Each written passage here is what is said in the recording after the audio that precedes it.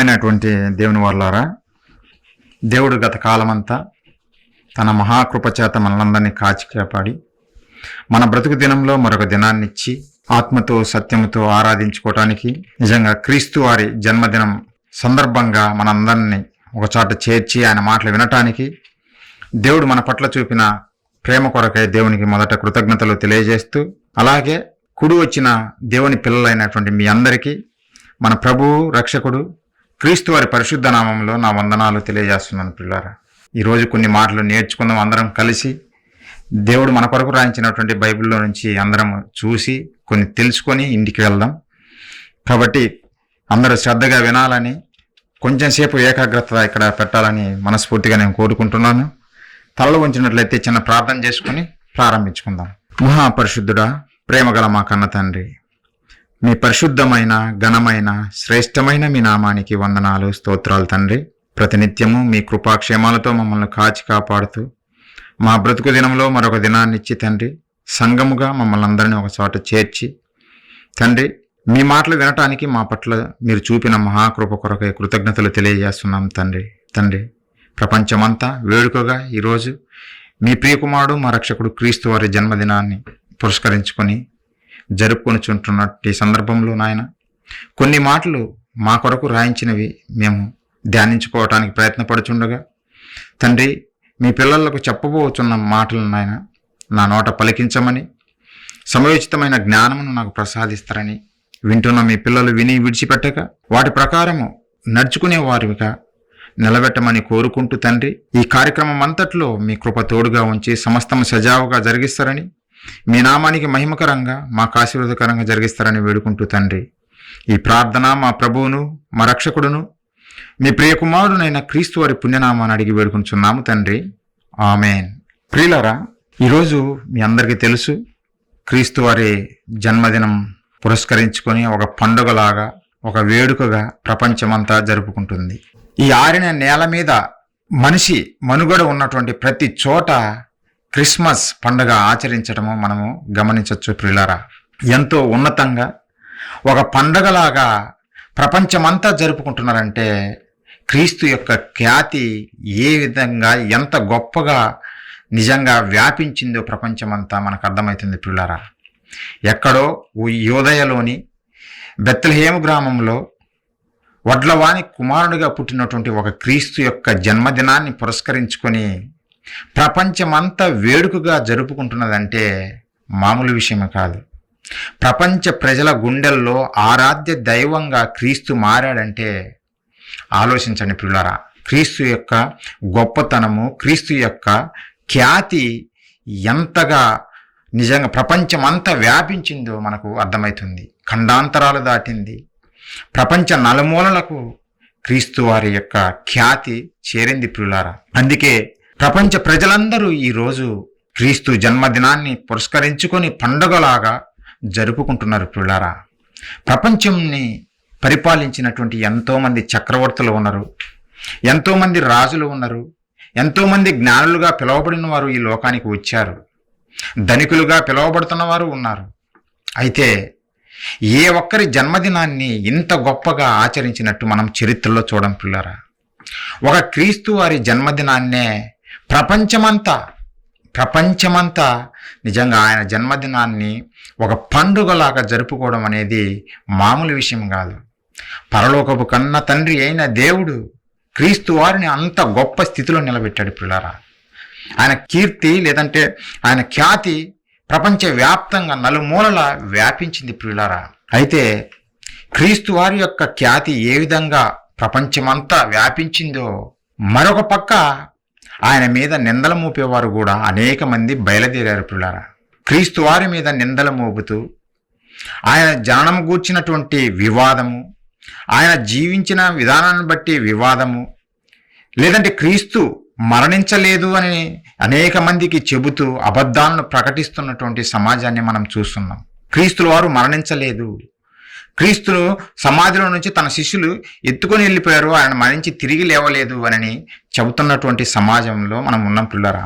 ఒక పక్క క్రీస్తు వారి ఖ్యాతి అభివృద్ధి చెందుతూ నిజంగా ప్రపంచ నలుమూలన వెళ్ళిపోతుంటే మరొక పక్క వివాదాస్పదమైనటువంటి వ్యాఖ్యలు చేస్తూనే ఉన్నది ఈ సమాజం పిల్లరా క్రీస్తు వారి పట్ల. ఇప్పుడు ఈ మధ్య కాలంలో శాస్త్రవేత్తలు క్రీస్తు వారి మీద లేదంటే ఆయన జననం గూర్చినటువంటి ఒక వివాదాస్పదమైనటువంటి వ్యాఖ్యలు చేస్తున్నారు. అదేమిటంటే స్టార్ ఆఫ్ బెత్లహేమ్ లేదంటే బెత్లహేము నక్షత్రము అది దైవ సంకేతమా, లేదంటే సైన్స్ ఈ శాస్త్రము త్వరలో దాని రహస్యాన్ని బయట పెట్టబోతుంది, అది ఒక దైవ సంకేతము కాదు, అది కేవలము ఈ ఖగోళంలో లేదంటే ఈ ఆకాశంలో సాధారణంగా జరిగేటువంటి ఒక సంఘటన మాత్రమే తప్ప అది దైవ సంకేతం కాదు అని నాసా శాస్త్రవేత్తలు ప్రకటించడం మనం చూస్తాం పిల్లారా. ఈ మధ్య నేను న్యూస్ మీడియాలో నేను విన్నా, కరెక్ట్గా క్రిస్మస్ సందర్భం వచ్చేసరికి ఈ న్యూస్ వాళ్ళు వ్యాప్తి చేయడం మొదలుపెట్టారు పిల్లారా.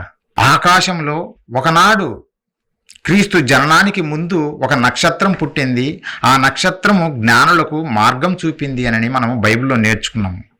అయితే ఈ శాస్త్ర ప్రపంచం ఏమని చెబుతుందంటే, మీరు మతము కనుక మీరు నమ్ముతున్నారు, ఏదో నక్షత్రం పుట్టింది, నక్షత్రం మార్గం చూపింది, ఇది క్రీస్తును తెలియజేస్తుంది, క్రీస్తు జననాన్ని తెలియజేస్తుంది అని మీరు నమ్మచ్చు. కానీ ఒక శాస్త్రం చదివినటువంటి మేము నమ్మము. ఎందుకంటే ఈ ఖగోళంలో ఈ ఆకాశంలో జరిగేటటువంటి ఒక సాధారణమైన సంఘటనే అని ఈ శాస్త్ర ప్రపంచం చెబుతుంది ప్రియులారా. ఇంతకీ వీరు చెబుతున్నట్టు ఆ నక్షత్రము స్టార్ ఆఫ్ బెత్లహేమ్ అనేది ఒక సాధారణమైనటువంటి ఘటననా, లేదంటే నిజముగా అది దైవ సంకేతాన్ని తెలియజేసేటువంటి ఒక నక్షత్రమా అనే విషయము బైబిల్లో నుంచి మనం ధ్యానించుకుందాం పిల్లరా. అందుకే ఆ టైటిల్ కూడా ఇచ్చాను, స్టార్ ఆఫ్ బెత్లహేమ్ ఇది దైవ నక్షత్రమేనా అని ఈ పాఠం పేరు పెట్టాం పిల్లరా. కొన్ని విషయాలు మనము బైబిల్లో నుంచి ఆలోచిద్దాం పిల్లరా. దేవునికి తెలుసు యేసు క్రీస్తుల వారి గురించి ముందే రాయించాడు. ఏమని అంటే, నాయన నీ లోకానికి నేను నిన్ను పంపుతున్నాను, అయితే పంపినప్పుడు నీ ఖ్యాతి ఎలా పెరుగుతుందో అలానే నీ మీద వివాదాస్పదమైన వ్యాఖ్యలు కూడా ఉంటాయి, అనేక మంది వివాదాస్పదమైన వ్యాఖ్యలు నీ మీద చేస్తారు అనే సంగతి యేసు క్రీస్తుల వారు ఈ భూమి మీదకి వచ్చినప్పుడే చెప్పాడు పిల్లరా. సుమియోన్ అనే ఒక ప్రవక్త ద్వారా దేవుడు ముందుగానే తెలియజేశాడు యేసు క్రీస్తుల వారిని ఈ సమాజం ఎలా అర్థం చేసుకుంటుంది, ఎలాంటి వివాదాస్పదమైన వ్యాఖ్యలు ఆయన మీద మోపుతుంది చేస్తారు అనే సంగతి దేవుడు తెలియజేశాడు పిల్లారా. ఒకసారి మీ దగ్గర బైబిల్ ఉంటే చూడండి, లూకా సువార్త పిల్లారా 2వ అధ్యాయం మనం చూస్తే దేవుడు చెప్పాడు ముందుగానే. మరియమ్మ గారు యేసేపు గారు ఇద్దరు క్రీస్తు జననమైన తర్వాత యెరూషలేము ఆలయంలోనికి తీసుకుని వెళ్తారు. అప్పుడు ఆ ఆలయంలో ఉన్నటువంటి ఒక సుమియోను అనే ఒక ఆయన వచ్చి క్రీస్తుని గూర్చి చెబుతున్నాడు. ఏమని చెబుతున్నాడు ఒకసారి బైబిల్ చూడండి పిల్లారా.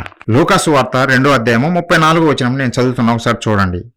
సుమియోను వారిని దీవించి, ఇదిగో అనేక హృదయాలోచనలు బయలుపడినట్లు ఇశ్రాయేలులో అనేకులు పడుటకును తిరిగి లేచుటకును వివాదాస్పదమైన గురుతుగా ఈయన నియమింపబడి ఉన్నాడు.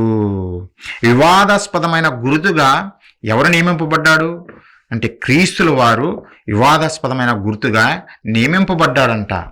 అంటే వివాదాలు వస్తాయంట క్రీస్తు వారి మీద, అనేకమైన వివాదాలు. అందుకే క్రీస్తు జననం గురించి ఈ ప్రపంచం ఒప్పుకోదు, క్రీస్తు జీవనం గురించి తప్పులు మోపుతుంటది, ఆయన మరణ సమాధి పునరుద్ధానం గురించి కూడా ఈ సమాజం తప్పులు మోపుతూనే ఉంది ప్రియులారా. దేవుడు ఇవన్నీ తెలుసుకున్నాడు కనుకనే, దేవునికి తెలుసు కనుకనే ఇవి ముందుగానే రాయించాడు. ఆయన పుట్టిన వెంటనే తెలియజేశాడు, ఈయన వివాదాస్పదమైన గుర్తుగా ఉంటాడు యేసుక్రీస్తుల వారు అని తెలియజేశాడు ప్రియులారా. అందుకే ఈరోజు వీళ్ళు మోపే వివాదం ఏంటో తెలుసా, వీళ్ళు చేసే వివాదం ఏంటో తెలుసునా, వివాదాస్పదమైనటువంటి వ్యాఖ్యలు ఏంటియో. బెత్లెహేములో ఒకరోజు పుట్టినటువంటి నక్షత్రము, లేదంటే జ్ఞానులకు మార్గం చూపినటువంటి నక్షత్రము, అది దైవ సంకేతము కాదు, అది కేవలము ఈ విశాలమైనటువంటి ఆకాశంలో నిజంగా సాధారణంగా పుట్టినటువంటి ఒక తోక నక్షత్రమే అని తెలియజేస్తున్నారు పిల్లరా. ఎలా చెబుతున్నారు వీళ్ళు అని అంటే, చైనా దేశస్థులు పురాతన కాలం నుంచి వాళ్ళు నక్షత్రాలు చూసి అవి పుట్టినా ఒక రకమైనటువంటి వెలుగు కొత్తగా సంభవించినా అవన్నీ రికార్డ్ చేసేవారంట. ఆ రికార్డ్స్ చూసి నాసా శాస్త్రవేత్తలు ఏం చెబుతున్నారంటే, క్రీస్తుకు పూర్వము 5వ సంవత్సరంలో క్రీస్తుకు పూర్వం, క్రీస్తు పుట్టడానికి ముందు 5 సంవత్సరాలకు ముందు ఒక నక్షత్రము ఆకాశంలో వెలగటం మేము చూసాము. దాదాపుగా 70 రోజులు ఆ నక్షత్రము కనిపించడం మేము అబ్జర్వ్ చేశామని వారి యొక్క రికార్డ్స్లో చైనా వాళ్ళు రాశారంట.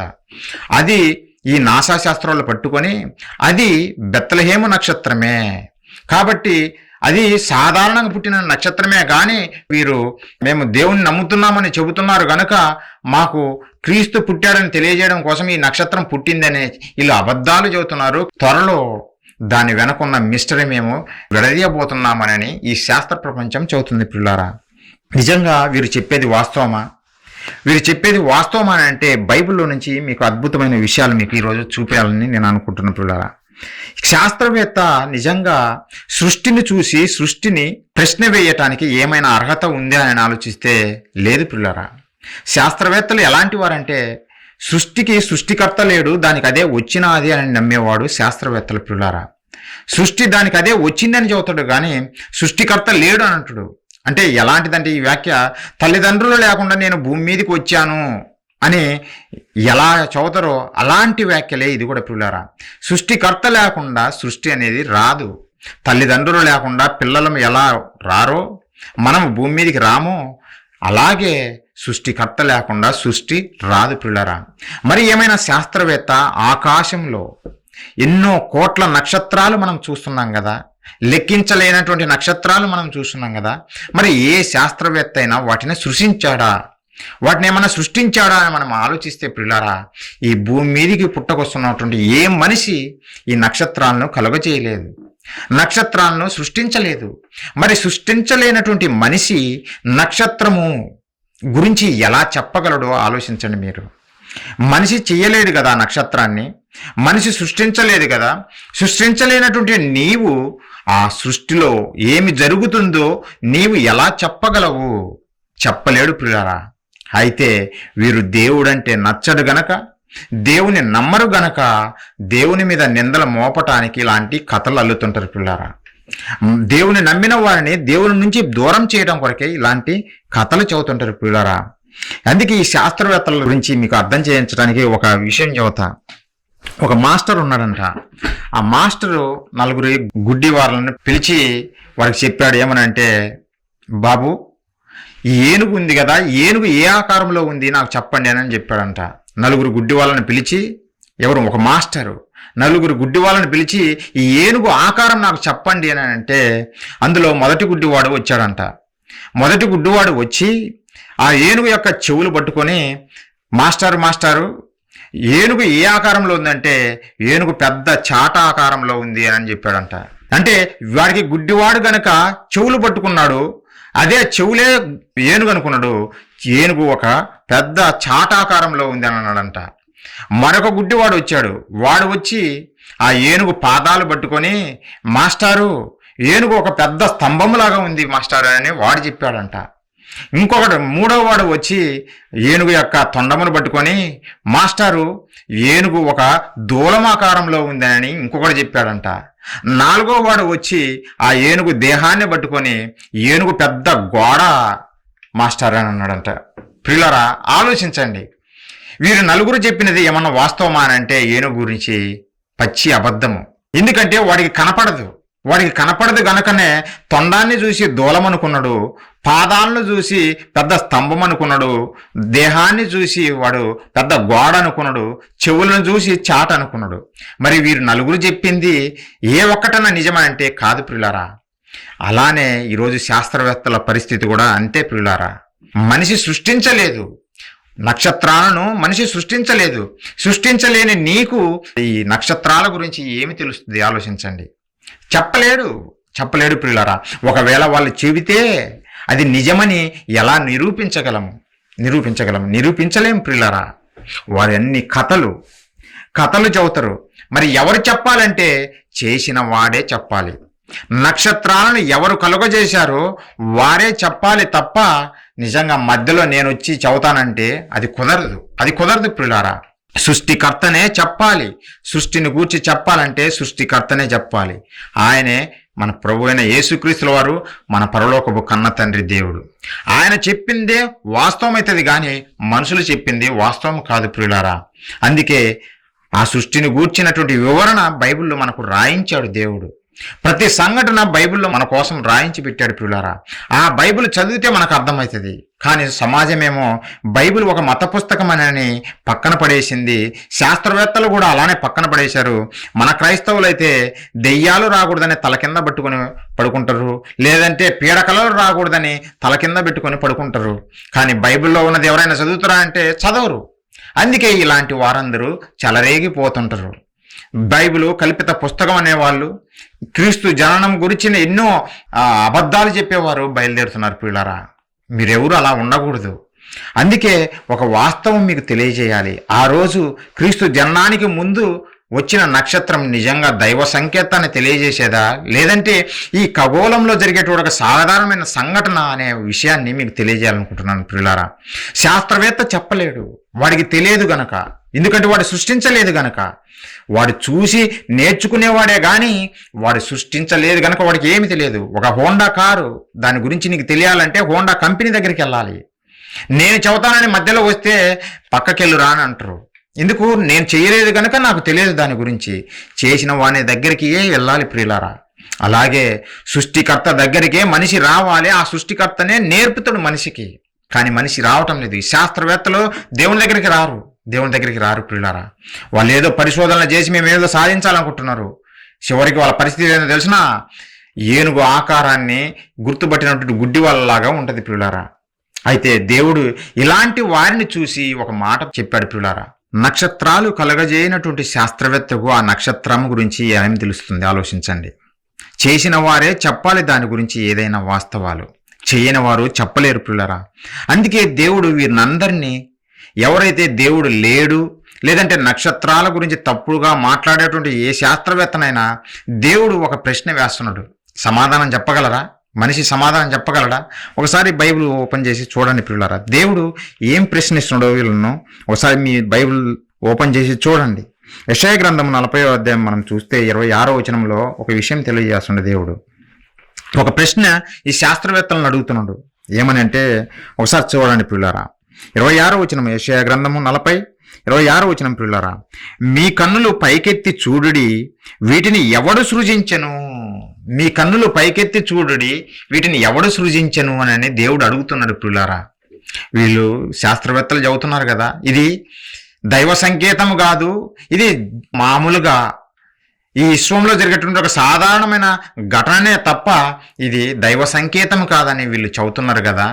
మరి దేవుడు అడిగే ప్రశ్నకు సమాధానం చెప్పాలి వీళ్ళు. ఇది సాధారణమైన ఘటనే అని చెప్పినటువంటి ఎవరైనా సరే ఈ ప్రశ్నకు సమాధానం చెప్పాలి. మీ కన్నులు పైకెత్తి చూడండి, వీటిని ఎవరు సృజించను అని దేవుడు అడుగుతున్నాడు పిల్లరా. శాస్త్రవేత్త ఏమైనా సృష్టించాడా? మనమేమన్నా సృష్టించామా? లేదు, మనమెవరిని సృష్టించలేదు. మరి మనమెవరిని సృష్టించకపోయినా వాటిని ప్రశ్నించే అధికారం మనకు ఉందా? ఆలోచించండి. సృష్టికర్తను ప్రశ్నించే అధికారం మనకు ఉందా? లేదు పిల్లరా. కానీ వీరు మాత్రము సృష్టికర్తను నమ్మరు గనుకనే ఇలా ప్రశ్నిస్తూ ఉంటారు పిల్లరా. దేవుడు అందుకే తిరిగి వీరిని ప్రశ్నిస్తున్నాడు. ఎవరు కలుగజేశారు వీటిని? ఈ నక్షత్రాలను ఎవరు కలుగజేశారో ఒకసారి ఆకాశం వైపు చూసి చెప్పండి అని అడిగితే ఒక్కడి దగ్గర సమాధానం ఉండదు పిల్లరా. ఎవరు చెప్పలేడు కూడా, ఎవరు చెప్పలేరు.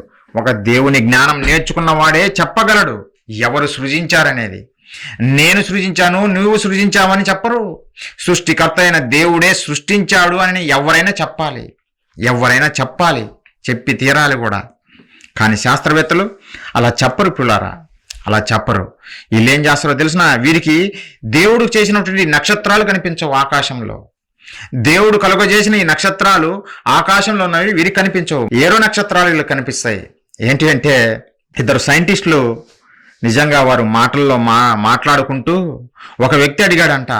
ఏమనంటే, ఏరా బాబు, నీకు ఈ మధ్యనే పెళ్ళయింది కదా, నీ కాపురం ఎలా సాగుతుంది, నీ జీవితం ఎలా సాగుతుంది, నీ కొత్త సంసారం ఎలా సాగుతుంది అని వాడిని అడిగితే వాడు చెప్పాడంట, బాబు చిన్నప్పుడు మా తల్లిగారు నన్ను ఎత్తుకొని ఆకాశం చూపించి చందమామ రావే, జాబిల్లి రావే, కోతి పూలు తేవే కొండెక్కి రావే అని పాటలు పాడి నాకు గోరుముద్దలు తినిపించింది మా తల్లి.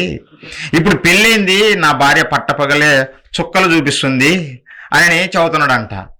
అంటే ఈ శాస్త్రవేత్తకు భార్య చూపించే నక్షత్రాలు కనపడుతున్నాయి కానీ దేవుడు కలుగజేసిన నక్షత్రాలు మాత్రమే వీడికి కనపడటం లేదు. ఎందుకు? గుడ్డితనము. వాడి మనోనేత్రాలకు గుడ్డితనం కలిగింది కనుకనే వాడు దేవుడు చేసిన నక్షత్రాలు వాడికి కనపడవు పిల్లారా, వాడికి కనపడవు. అందుకే వాడు ఎన్నెన్నో నిందన మోపుతాడు, ఎన్నెన్నో వివాదాస్పదమైన వ్యాఖ్యలు చేస్తాడు పిల్లారా. మనిషి ఎప్పుడు ఇలానే బ్రతుకుతున్నాడు, మొదటి నుంచి ఈనాటి వరకు అదే పిల్లారా. నిజంగా ఇలాంటి వారిని చూసే దేవుడు బాధపడుతున్నాడు. ప్రశ్నిస్తున్నాడు. కనీసం వివేచించండి, కనీసం ఆకాశం వైపు కన్నులెత్తి చూసి వీటిని ఎవరు చేశారో మీరు చెప్పండిరా అని దేవుడు అడిగితే దానికి చెప్పరు సమాధానం. దేవుడే చెప్పాలి పిల్లారా. నిజంగా మనం ఆకాశం వైపు చూస్తే మిలమిలా మెరిసే నక్షత్రాలు ఎన్నో కోట్లవి, ఒకటా రెండా, ఎన్నో కోట్ల నక్షత్రాలు పిల్లారా. అవి మామూలువి కూడా కాదు, చాలా పెద్దవి. మన భూమి కంటే ఎన్నో లక్షల రెట్లు పెద్దవి ఈ ఆకాశంలో ఉండేటువంటి నక్షత్రాలు. మనకు రాత్రిపూట అవి చాలా చిన్నవిగా కనపడచ్చు కానీ దూరంగా ఉన్నవి కనుక. కానీ మన భూమితో పోల్చుకుంటే ఎన్నో లక్షల రెట్లు పెద్దవి అవి. ఉదాహరణకు సూర్యుని మనం ఆలోచిస్తే సూర్యుడు మన భూమి కంటే 13 లక్షల రెట్లు పెద్దది సూర్యుడు. అలాంటి ఆకాశంలో ఎన్నో నక్షత్రాలు ఉన్నాయి, మనం లెక్కించలేని నక్షత్రాలు. ఇవన్నీ భూమి కంటే ఎన్నో లక్షల రెట్లు పెద్దవి పిల్లరా. మనం విశ్వంలోకి వెళ్ళి చూస్తే భూమి ఒక ఇసుకరేణులా కనపడుతుంది. ఒక రకంగా మళ్ళీ విశ్వపు అంచుకెళ్ళి మనం చూడగలిగితే అసలు భూమి కనిపించదు పిల్లరా. మరి భూమి మీద మనిషి 6 అడుగుల ఎత్తు, 6 అడుగుల ఎత్తు కలిగినటువంటి ఈ మనిషి మరి విశ్వంలోకి వెళ్ళి చూస్తే కనపడతాడా? కనిపించడు. కానీ దేవుణ్ణి ప్రశ్నిస్తున్నాడు, దేవుడు చేసిన కార్యాలను ప్రశ్నిస్తున్నాడు ఈ మనిషి. ఎందుకంటే దేవుని నమ్మడు గనక. కానీ భక్తులు చాలా గొప్పగా చెప్పారు. వారికి అర్థమైంది, ఈ సృష్టిని చూసినప్పుడు సృష్టికర్త ఉన్నాడు అనే సంగతి వారికి అర్థమైంది కనుకనే ఒక మంచి విషయం చెబుతున్నాడు భక్తుడైనటువంటి దావీదు గారు. ఏమని పలుకుతున్నాడో ఈ సృష్టిని చూసి, ఈ ఆకాశ విశాలమును చూసి ఆయన పలుకుతున్న మాటలు ఒకసారి చూడండి. కీర్తన గ్రంథం 8వ అధ్యాయం మనం చూస్తే 3వ వచనం నుంచి ప్రియులారా, నీ చేతి పని అయిన నీ ఆకాశములను, భక్తుడైనటువంటి దావీదు పలుకుతున్నాడు, నీ చేతి పని అయిన నీ ఆకాశములను నీవు కలగజేసిన చంద్ర నక్షత్రములను నేను చూడగా, నీవు మనుష్యుని జ్ఞాపకం చేసుకున్నట్టుకు వాడే పాటివాడు, నీవు నరపుత్రుని దర్శించుటకు వాడు ఏ పాటివాడు అని దావీదు గారు అడుగుతున్నాడు ప్రియులారా. దావీదు గారికి ఎంత గొప్పగా దేవుని మాట్లాడదామని ఆలోచించండి. మరి శాస్త్రవేత్తకు అర్థం కావాడికి, వాడు దేవుని నమ్మడు కనుకనే నిందల మోపటానికి బయలుదేరతాడు. కానీ భక్తుడైనటువంటి దావీదు గారికి అర్థమైపోయింది, ఈ ఆకాశ విశాలంలో చూస్తే ఎన్నో కోట్ల నక్షత్రాలు, అవి భూమి కంటే ఎన్నో లక్షల రెట్లు పెద్దవి. అసలు భూమి మీద మనిషి మనుగడ చూస్తే భూమి మీద 6 అడుగుల ఎత్తు కలిగినటువంటి ఈ మనిషి ఆకాశం లేకపోయి చూస్తే కనిపించడు. కనిపించకపోయినా ఆ నరుని మీదనే దేవుని దృష్టి ఉన్నది అని చాలా గొప్పగా దావీదు గారు చదువుతున్నట్టులారా.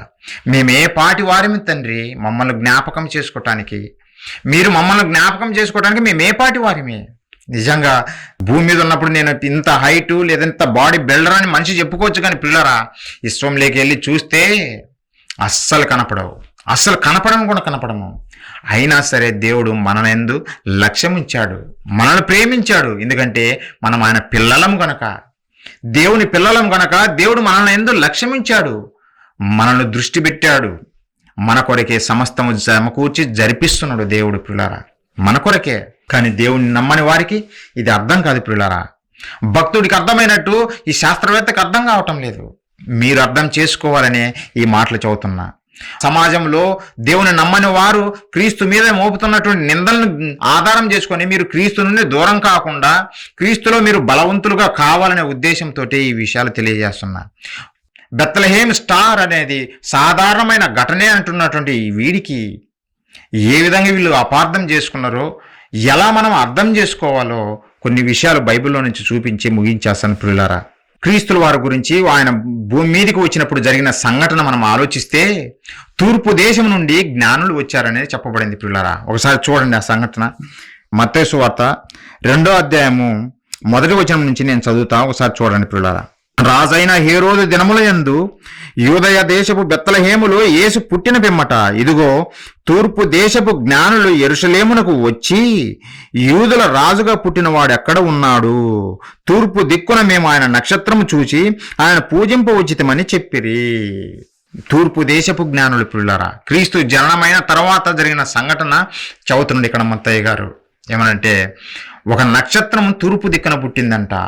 ఆ నక్షత్రాన్ని ఎవరు చూశారంటే తూర్పు దేశపు జ్ఞానులు చూశారంట. మరి ఇంతకు జ్ఞానులు ఎవరు? మరలా ఆ జ్ఞానులు చూసిన నక్షత్రం ఈయన క్రీస్తు నక్షత్రమే అని ఎలా చెప్పగలుగుతున్నారు? అంత ఖచ్చితంగా ఎలా చెప్పగలుగుతున్నారు? ఈ రెండు విషయాలు చెప్పేసి ముగించేస్తాను పిల్లరా. ఇంతకు జ్ఞానులు ఎవరు? దేవుడు లేడు అని చెప్పి ఈ సమాజాన్ని మోసపుచ్చుతున్నటువంటి ఈ శాస్త్రవేత్తల జ్ఞానుల? ప్రపంచము వారినే జ్ఞానులని నమ్ముతుంది. ఎందుకంటే మాకు ఒకప్పుడు టీవీ లేదండి, ఈరోజు టీవీ వచ్చింది. ఎందుకు? శాస్త్రం అభివృద్ధి చెందింది కనుక ఈరోజు టీవీ వచ్చింది, ఫోన్ వచ్చింది, లేదంటే ఏరోప్లేన్స్ వచ్చాయి, దూరదేశం కూడా మనం ప్రయాణం చేయగలుగుతున్నాము. ఇంత టెక్నాలజీ అభివృద్ధి చేసినటువంటి శాస్త్రవేత్తలే జ్ఞానులు అవుతారు, కానీ ఇంకా ఎవరు జ్ఞానులు అవుతారని ఈ సమాజం నమ్మచ్చు పిల్లారా. కానీ బైబిల్ తెలిసిన వారిగా మనం ఎలా ఉండాలో తెలిసినా లోకం చెప్పినట్టు నమ్మకూడదు. బైబిల్ ఏం చెప్పిందో చూడాలి. జ్ఞానులు అంటే ఎవరు జ్ఞానులు? నిజంగా ఈ లోక జ్ఞానమును దేవుడు ఏం చేశాడో తెలిసినా ఒకసారి చూడండి. ఆ మాట కొరింథీయులకు రాసినటువంటి పత్రిక. మీరు మాయలో ఉండకూడదు, మీరు మాయలో ఉండిపోకుండా దేవుడు చెప్పిన మాటల ప్రకారం మీరు జీవించాలి ప్రియులారా.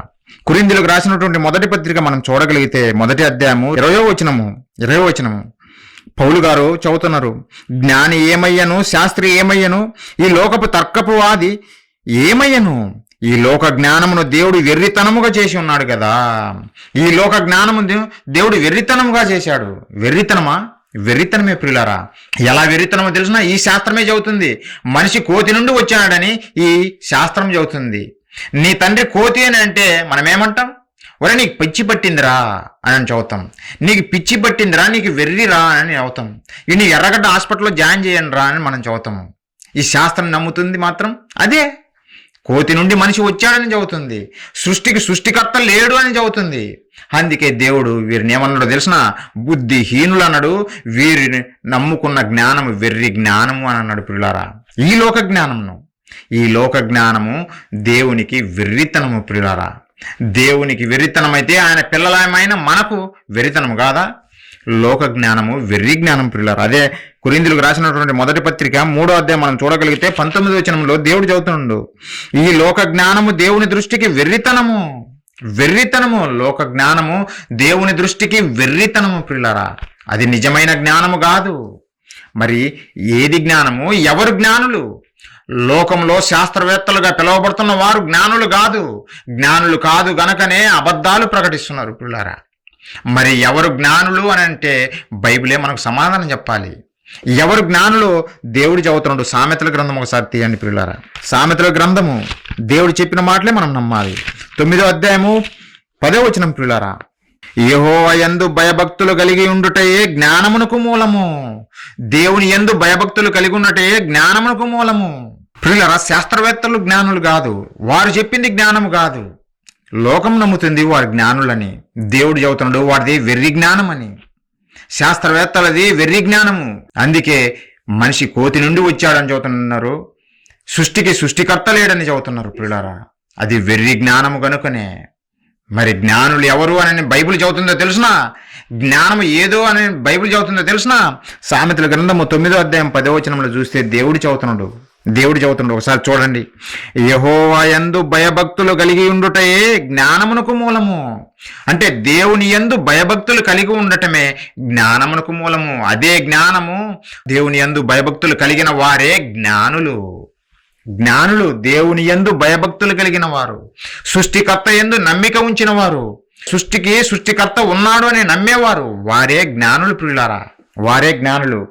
జ్ఞానులకే సంగతులు అర్థమవుతాయి తప్ప అజ్ఞానులకు అర్థం కావు, వెర్రి వారికి అర్థం కావు. వెర్రి జ్ఞానాన్ని నమ్ముకున్న వారికి ఈ సృష్టిలో ఏమి జరుగుతుందో వాడికేమి తెలుసు? వాడికి తెలియదు ప్రియులారా. సృష్టిలో ఈ నక్షత్రాలను కలగజేయలేనటువంటి శాస్త్రవేత్తకు నిజంగా అది దైవ నక్షత్రమా లేదంటే సాధారణ సంఘటన అనే సంగతి వాడికి ఎలా తెలుస్తుంది? బొత్తిగా దేవుని జ్ఞానం లేని వారికి ఎలా తెలుస్తుంది? తెలియదు పిల్లరా. దేవుని యందు భయభక్తులు కలిగిన వారికే, లేదంటే దేవుని మాటలు చదువుతున్న వారికే, బైబిల్ చదువుతున్న వారికే వాస్తవాలు అర్థమవుతాయి. వారికే దేవుడు తెలియజేస్తాడు పిల్లరా. మరి యేసు క్రీస్తుల వారు జననమైనప్పుడు తూర్పు దేశపు జ్ఞానులు వచ్చారు అని చెప్పబడింది కదా బైబిల్లో. ఎవరు ఆ జ్ఞానులు? లోకం చెబుతున్నట్టుగా ఈ ఆకాశం వైపు చూసి నక్షత్రాలను పరిశోధించి తెలుసుకొని ఆ నక్షత్రాల గురించి స్టడీ చేసేవారు కాదు. వారు కాదు జ్ఞానులు. ప్రతి నిత్యము దేవుని జ్ఞానము నేర్చుకుంటూ, లేదంటే దేవుని మాటలను పరిశోధనతో నేర్చుకుంటూ, చదువుకుంటూ దేవుని యందు భయభక్తులు కలిగిన వారే ఆ రోజు వచ్చినటువంటి తూర్పు దేశపు జ్ఞానులు పిల్లరా. వారి దగ్గర లేఖనాలు ఉన్నవి. అందుకే దేవుడు వారిని జ్ఞానులని పిలిచాడు. లోక జ్ఞానము వెరితనంగా చేసినటువంటి దేవుడు మరి లోక జ్ఞానం కలిగిన వారిని మరలా జ్ఞానులని పిలవడు. అది కాదు. అంటే దేవుని యందు భయభక్తులు కలిగిన వారే ప్రియులారా ఆ రోజు వచ్చినటువంటి తూర్పు దేశపు జ్ఞానులు. అక్కడ మళ్ళొకసారి మత్తయి సువార్తకు రండి. ఏం చేశారని మనం చూస్తే 2వ అధ్యాయము 1వ వచనం నుంచి, రాజైన హేరోదు దినములందు యూదయ దేశపు బెత్లెహేములో యేసు పుట్టిన పిమ్మట ఇదిగో తూర్పు దేశపు జ్ఞానులు యెరూషలేమునకు వచ్చి, యూదుల రాజుగా పుట్టినవాడు ఎక్కడ ఉన్నాడు? తూర్పు దిక్కున మేము ఆయన నక్షత్రము చూసి ఆయన పూజింపవచ్చితమని చెప్పి. తూర్పు దేశంలో మేము ఆయన నక్షత్రం చూశాము, ఆయన నక్షత్రం చూసి మేము ఇక్కడికి వచ్చామని చాలా క్లియర్గా చెబుతున్నారు పిల్లరా. ఆయన నక్షత్రం అని చెబుతున్నారు ఏంది వీళ్ళు? విచిత్రంగా ఆయన నక్షత్రం అంటే క్రీస్తు వారికి నక్షత్రం ఉందా? సపరేట్గా ఆయనకంటూ ఒక నక్షత్రం ఉందా అంటే ఉందనే వీళ్ళు చదువుతున్నారు పిల్లరా. లేకపోతే ఆయన నక్షత్రం మేము చూసానని ఎలా చెప్తున్నారు? ఆకాశంలో ఎన్నో కోట్ల నక్షత్రాలు, లెక్కించలేని నక్షత్రాలు ఉన్నాయి. మరి ఇది ఆయన నక్షత్రమే అని వారికి ఎలా తెలుసు అంటే అందుకే దేవుడు చెప్పాడు పిల్లరా, లోక జ్ఞానం చదివితే మనకి ఇది అర్థం కాదు. దైవ జ్ఞానం చదివితేనే, అంటే బైబిల్ చదివితేనే. తూర్పు దేశపు జ్ఞానులు దేవుని మాటలు చదివిన వారే, వారి దగ్గర అప్పటికి ఉన్నటువంటి గ్రంథాలు చదివిన వారే, దేవుని మాటలు రాయబడినటువంటి గ్రంథం చదివిన వారే పిల్లరా. అందుకే వారికి అర్థమైంది అది ఆయన నక్షత్రం అని గుర్తుపట్టారు. ఆయన నక్షత్రము అని వారు ఎలా స్పెసిఫిక్గా చెప్పగలిగారంటే పిల్లరా, బైబిల్లో ఒక మంచి మాట దేవుడు రాయించాడు. ఏమనంటే, ఒక ప్రవక్త ద్వారా ఒక విషయం తెలియజేశాడు. ముందు క్రీస్తు వారు భూమి మీదికి రాకముందు సుమారు 1500 సంవత్సరాల క్రితము ఒక ప్రవక్త ద్వారా దేవుడు ఒక అద్భుతమైన మాట రాయించాడు పిల్లరా. ఒకసారి బైబిల్ చూడండి. సంఖ్యాకాండము 24వ అధ్యాయం పిల్లరా, 17వ వచనం నేను చదువుతున్నా చూడండి. ఆయనను చూచుచున్నాను గాని ప్రస్తుతం ఉన్నట్టు కాదు, ఆయనను చూచుచున్నాను గాని సమీపము ఉన్నట్టు కాదు. నక్షత్రము యాకోబులో ఉదయించును, రాజదండము ఇశ్రాయేలులో నుండి లేచును. ఈ మాట క్రీస్తుకు పూర్వము, క్రీస్తు ఈ భూమి మీదకి రాకముందు దాదాపుగా 1500 సంవత్సరాల క్రితం రాయబడిన మాట పిల్లరా. ఈ మాటలు తూర్పు దేశపు జ్ఞానుల దగ్గర ఉన్నాయి. ఈ మాటలు దేవుని యందు భయభక్తులు కలిగిన వారి దగ్గర ఈ మాటలన్నీ ఉన్నాయి. వారికి అర్థమైంది యాకోబులో నుండి నక్షత్రం ఉదయించును అంటే యాకోబులో నుంచి నక్షత్రం రాబోతుంది. ఏమి నక్షత్రం అది? ప్రపంచ మానవాళిని ఏలేటువంటి ఒక రాజు పుట్టబోతున్నాడు, ఆయన నక్షత్రం ఉదయించబోతున్నది అని చెబుతున్నారు పిల్లరా. ప్రవక్త ద్వారా క్రీస్తు పుట్టక ముందే తెలియజేసిన మాట ఇది. మనకు తెలుసు యాకోబు అంటే ఎవరు? అబ్రహాము కుమారుడు ఇస్సాకు కుమారులు ఇద్దరు, ఏశావు, యాకోబు. దేవుడు యాకోబును ప్రేమించి ఆయన ఆశీర్వదించాడు. ఆ యాకోబుకు ఇశ్రాయేలును పేరు పెట్టాడు. ఆ ఇశ్రాయేలుకు 12 మంది పిల్లలు. ఆ 12 మంది పిల్లలే 12 మంది గోత్రకర్తలుగా మారారు. వారే ఇశ్రాయేలు జనాంగంగా పిలువబడ్డారు. యేసుక్రీస్తుల వారు ఆ ఇశ్రాయేలు జనాంగంలోని యూదా గోత్రంలో నుంచి వచ్చిన వాడే. అది మనందరికీ తెలుసు. యూదా గోత్రంలో పుట్టినవాడు మన ప్రభు అయిన యేసుక్రీస్తుల వారు. దేవుడు ఆ యేసుక్రీస్తుల వారు భూమి మీదికి 2000 సంవత్సరాల క్రితం పుట్టబోతున్నాడనే సంగతి తెలియజేయడం కొరకు ప్రవక్త ద్వారా ముందుగానే రాయించాడు. యాకోబులో నక్షత్రము ఉదయించును. ఇది పట్టుకున్నారు పిల్లలు అవి తూర్పు దేశపు జ్ఞానులు. లేఖనాలు పరిశోధించే వారు ఇలానే చూస్తారు, దేవుని మాటల్లో ఏం చెప్పబడింది. అందుకే ఈ ప్రకృతిలో జరిగే మార్పులను, లేదంటే ఆకాశంలో నక్షత్రాలలో జరిగే మార్పులను, ఇవన్నీ వారు పసిగడుతున్నారు. ఎందుకు? అసలు నక్షత్రాలను దేవుడు ఎందుకు కలుగజేసాడో తెలిసిన ఆశ్చర్యం అనిపిస్తుంది. ఒకసారి చూడండి ఆ మాట కూడా. దేవుడు 4వ దినమున నక్షత్రాలను కలుగజేస్తూ ఆయన చెప్పిన మాట దేనికోసం కలుగజేశాడు ఒకసారి చూడండి. ఆదికాండము 1వ అధ్యాయము 14వ వచనం ప్రియులారా, 14వ వచనము. దేవుడు పగటిని రాత్రిని వేరుపరచునట్లు ఆకాశ విశాలమందు జ్యోతులను కలుగుగాకనియు, అవి సూచనలను కాలములను దిన సంవత్సరములను సూచించుటకై యుండుగాకనియు. అవి ఏం తెలియజేస్తాయి? ఆకాశ విశాలమందు దేవుడు కలగజేసిన జ్యోతులు, అవే నక్షత్రాలు. అవే నక్షత్రాలు. సూర్యుడు కూడా ఒక నక్షత్రమే. ఈ నక్షత్రాలను దేవుడు ఎందుకు చేశాడని చెబుతున్నాడంటే అవి సూచనలు తెలియజేయాలి అంట, కాలాన్ని తెలియజేస్తాయంట, దినాలను తెలియజేస్తాయంట, సంవత్సరాలను తెలియజేస్తాయంట. ప్రియులారా, నక్షత్రాలను దేవుడే సృష్టిస్తున్నాడు, కలుగజేస్తున్నాడు. వాటి వలన మనిషికి సూచనగా వాటిని పెట్టాడు. ప్రియులారా, ఇవి పట్టుకున్నారు తూర్పు దేశపు జ్ఞానులు. నక్షత్రంలో ఒక సూచన కనబడబోతుంది, యాకోబులో నుండి ఒక నక్షత్రం ఉదయించబోతుంది అనే సంగతి ఆ జ్ఞానులకు అర్థమైంది గనుకనే ఎప్పుడైతే ఆకాశంలో నక్షత్రము కనపడిందో ఇది ఆయన నక్షత్రమే, యాకోబులో నుండి నక్షత్రం ఉదయిస్తుందని ప్రవక్త ద్వారా దేవుడు చెప్పాడు కదా, కాబట్టి ఇది ఆయన నక్షత్రమే. కనుక మనం వెళ్దాం పదా. ప్రపంచ మానవాళిని ఏలబోటానికి వస్తున్నటువంటి రారాజు చక్రవర్తి యేసుక్రీస్తు వారు పుట్టబోతున్నారనే సంగతి తూర్పు దేశపు జ్ఞానులకు అర్థమైంది కనుకనే అందుకే వారు ఇమీడియట్ గా బయలుదేరి వచ్చారు. ఎక్కడికి? యెరూషలేముకు వచ్చి వారేమనుకున్నారో తెలుసునా? రాజు కాబట్టి రాజదండం అని చెప్పాడు కదా, రాజు కాబోతున్నాడు కదా, రాజ కుటుంబంలోనే పుడతాడు కనుక యెరూషలేములో అప్పుడు పరిపాలిస్తున్నటువంటి హేరోదు దగ్గరికి వచ్చి హేరోదు రాజుతో చెబుతున్నారు, రాజా, మేము తూర్పు దిక్కున ఒక నక్షత్రం చూశాము, అది ఆయన నక్షత్రము, క్రీస్తు నక్షత్రము, యూదుల రాజుగా పుట్టబోతున్నటువంటి క్రీస్తు నక్షత్రం అది. ఆయన పూజింపటానికి వచ్చాము రాజా, ఎక్కడ ఉన్నాడు అని వెతుక్కుంటూ వచ్చారు తూర్పు దేశపు జ్ఞానులు. ప్రియులారా, ఎంత దూరం నుంచి ఎందుకు వచ్చారో అంటే కేవలం దేవుడు రాయించిన మాటలను నమ్మారు వాళ్ళు. ఈ ప్రపంచంలో రాసిన పుస్తకాలను ఆధారం చేసుకొని రాలేదు వాళ్ళు.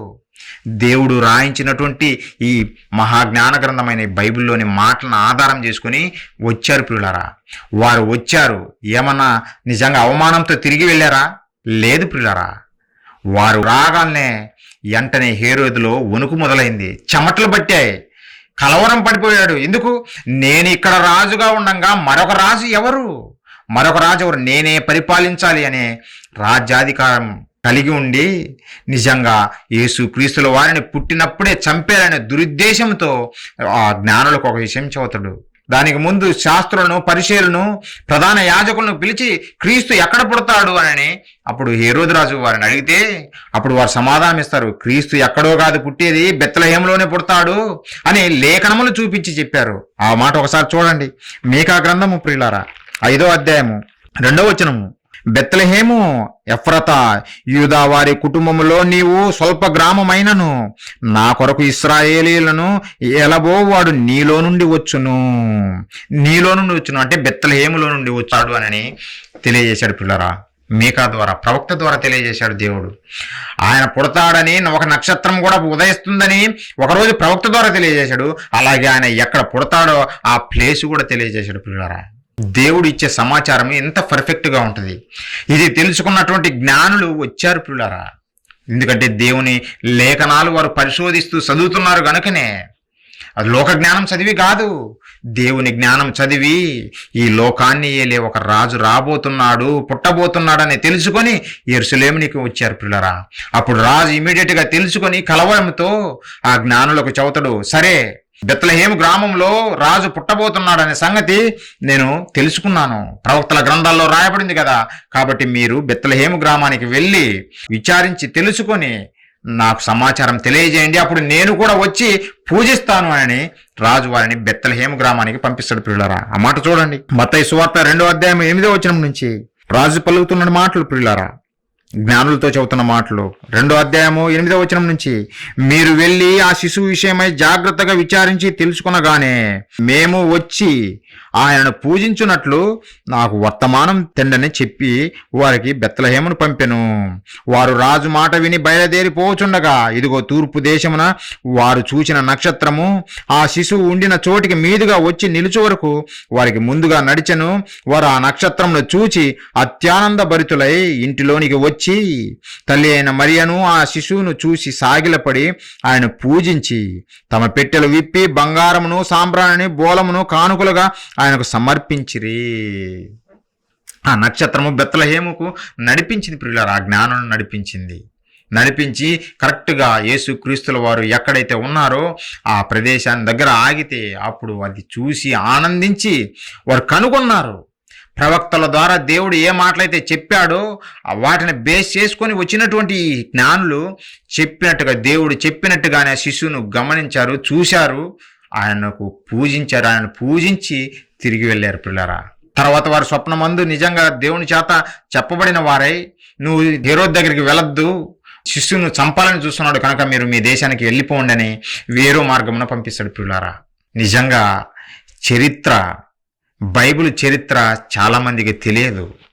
అది ఎంతో అక్షర సత్యము, ఎంతో ముందుగా దేవుడు చెప్పిన విషయాలు అక్షరాల ఆయా కాలాల్లో జరిగించాడు పిల్లారా.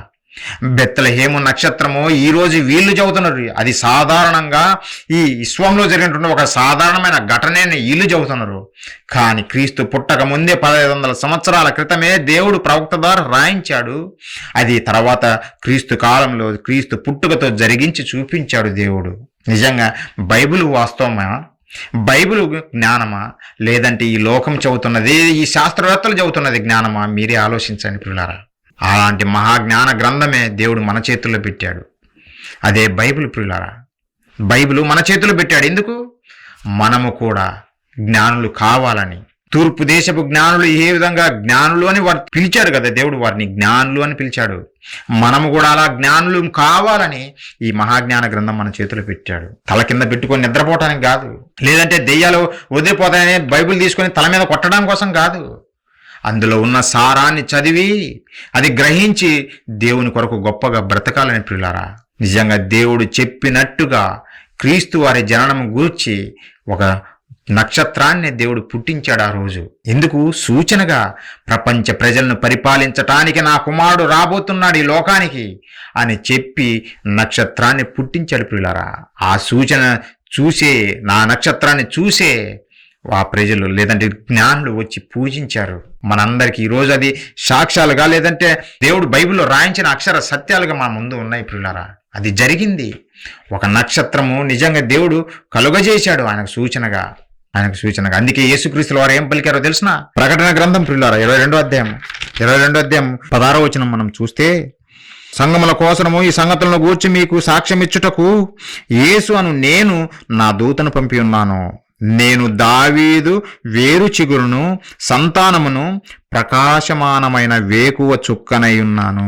ప్రకాశమానమైన ఏకువ చుక్కనై ఉన్నాను. స్టార్ యేసుక్రీస్తుల వారు నిజమైన స్టార్. ఈరోజు భూమి మీద మనుషులను చూసి megastar, super star, burning star, ఏయో స్టార్లు పెట్టుకున్నారు. ఈ స్టార్లు ఎందుకు పనికిరావు ప్రియులారా? నిజమైన స్టార్ యేసుక్రీస్తుల వారు, మన ప్రభువు. ప్రపంచ మానవాళి అంధకారంలో మగ్గిపోతుంటే, చీకట్లో మగ్గిపోతుంటే అజ్ఞానం అనే అంధకారం ప్రియులారా. అజ్ఞానము అంటే జ్ఞానము లేనటువంటి ఈ ప్రజలకు జ్ఞానాన్ని బోధించాలని, అజ్ఞానంలో మగ్గిపోతున్న మనకి జ్ఞానాన్ని తెలియజేయాలని మన కొరకు 2000 సంవత్సరాల క్రితము ఉదయించినటువంటి నక్షత్రము ఆయనే యేసుక్రీస్తుల వారు ప్రియులారా. ప్రపంచమంతా ఈరోజు ఒక పండుగగా జరుపుకుంటున్నారంటే ఎవరి గురించి? ఒక యేసుక్రీస్తుల వారి జననం బట్టే. ప్రపంచంలో ఏ రాజునైనా చూడండి, ఏ చక్రవర్తినైనా చూడండి, ఏ ధనికుడైనా చూడండి, ఎవరి బర్త్డేనైనా ఇలా సెలబ్రేట్ చేసుకుంటున్నారా? ఆలోచించండి. ఒక క్రీస్తు వారి జన్మదినాన్ని పురస్కరించుకునే ప్రపంచమంతా పండుగ, ఒకచోట కాదు, ప్రపంచమంతా పండుగ వాతావరణం. ఎందుకు? మనల్ని, మన చీకటి బ్రతుకులను వెలుగుతో నింపాలని 2000 సంవత్సరాల క్రితం ఉదయించినటువంటి ఒక మహా నక్షత్రము. అందుకే ఆ వెలుగును అంత ప్రకాశింపజేసేలాగా చేశాడు ప్రియులారా. ఈరోజు మన బ్రతుకులు బాగుపడ్డాయంటే కారణం ఎవరు? యేసుక్రీస్తుల వారే. యేసుక్రీస్తుల వారే ఈ భూమి మీదకి రాకపోతే మనం అంధకారంలోనే మగ్గిపోదాము ప్రియులారా. మనకు తెలుసు మన భారతదేశం ఎన్నో మూఢనమ్మకాలతో నిజంగా అంధకారంలో ఉన్నది మనకు తెలుసు. బాల్య వివాహాలు, భర్త చనిపోయిన వెంటనే భార్యను చంపేయటము, స్థితి మీదనే కాల్చేయటము, ఇలాంటి అజ్ఞాన కృత్యాలన్నిటినీ నిజంగా రూపు మార్చింది ఎవరో తెలుసునా? యేసుక్రీస్తుల వారు. ఆయన బోధలే, ఆయన మాటలే బైబిల్లో ఉన్నటువంటి ఆ మాటలు చదివే కదా మన బ్రతుకులు ఈరోజు మారాయి. సమాజం అంతా మార్పు తెచ్చుకొని వారు కూడా వెలుగుగా ఈ సమాజానికి నిలబడుతున్నారు, క్రైస్తవులు. అందుకే దేవుడు మనల్ని చూసి ఏమన్నాడో తెలిసిన?